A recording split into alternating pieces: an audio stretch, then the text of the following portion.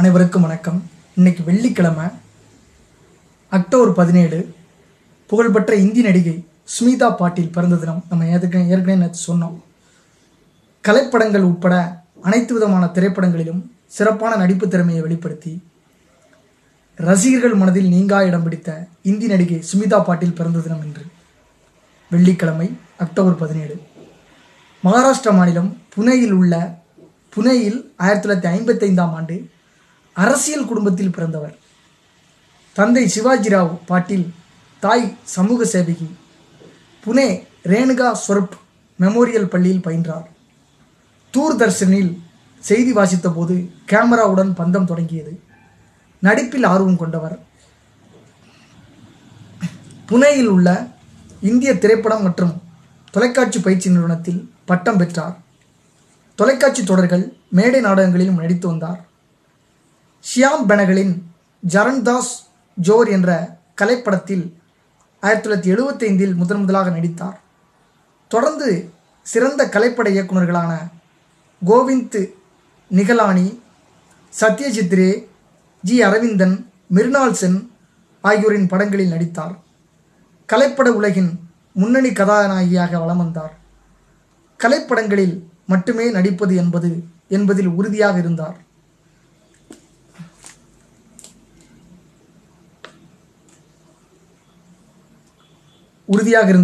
Commercial திரைப்பட வாய்ப்புகளை மறுத்தார். ஒரு சில கசப்பான அனுபவங்களுக்கு பிறகு கமர்ஷியல் படங்களிலும் நடிக்க தொடங்கினார்.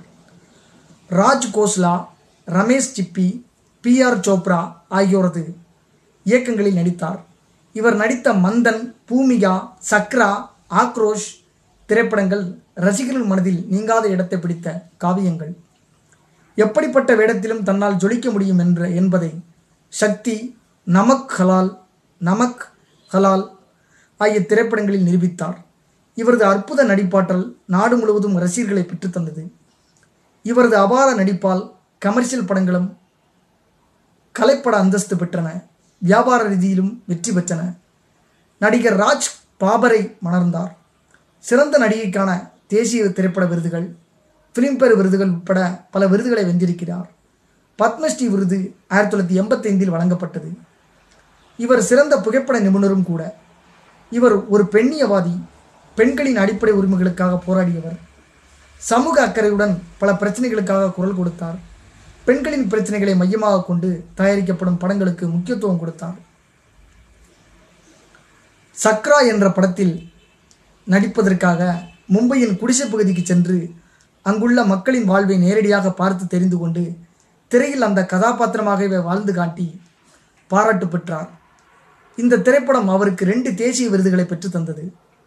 இந்தி, மராத்தியில் 80க்கும் மேற்பட்ட திரைப்படங்களில் நடிச்சிருக்கிறார். இந்திய சினிமாவின் தலைசிறந்த நடிகை என்று போற்றப்பட்ட ஸ்மிதா பாட்டீல் பிரசவத்தில் ஏற்பட்ட சிக்கல் காரணமாக 31 வயது 1986லேயே மறைந்து போகிறார்.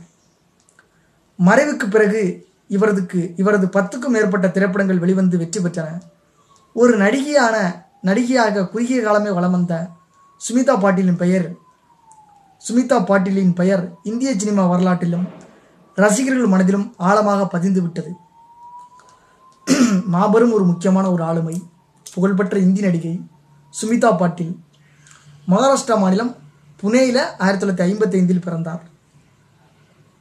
கிட்டத்தட்ட சிட்டிசன்ஷிப் ஆக்ட், குடியுரிமை சட்டம் ஏற்றப்பட்ட வருஷம். ஷியாம் பெனகலின் சரண்தாஸ் ஜோர் என்ற கலைப்படத்தில் 1975 எமர்ஜென்சி பீரியடில் முதலாக நடித்த படம். சிறந்த கலைப்பட இயக்குநர்களான கோவிந்த் நிகலானி, சத்யஜித் ரே, ஜி அரவிந்தன், மிருனாள் சென் ஆகியோரின் படங்களில் நடிச்சிருக்கிறார். மிருனாள் சென் 1985இல் பத்மஸ்ரீ விருது வாங்கியிருக்கிறாங்க. இந்த அம்மா 31 வயசுலேயே இறந்து போயிடுறாங்க. 1986இல் இறந்து போயிடுறாங்க. ரொம்ப ஒரு முக்கியமான ஆளுமை தான். இவரது மறைவுக்கு பிறகு 10 படங்களுக்கு மேற்கண்ட படங்கள் இவர் நடித்த படம் ரிலீஸ் ஆகிருக்கு. அதில் எல்லாத்துலேயுமே பெரிய வெற்றி அடைஞ்சிருக்கிறாங்க.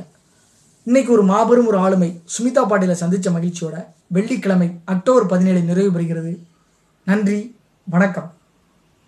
எல்லோரும் கல்வி பெற வேண்டும், எல்லோரும் வெற்றி பெற வேண்டும். நன்றி. மீண்டும் ஒரு முறை.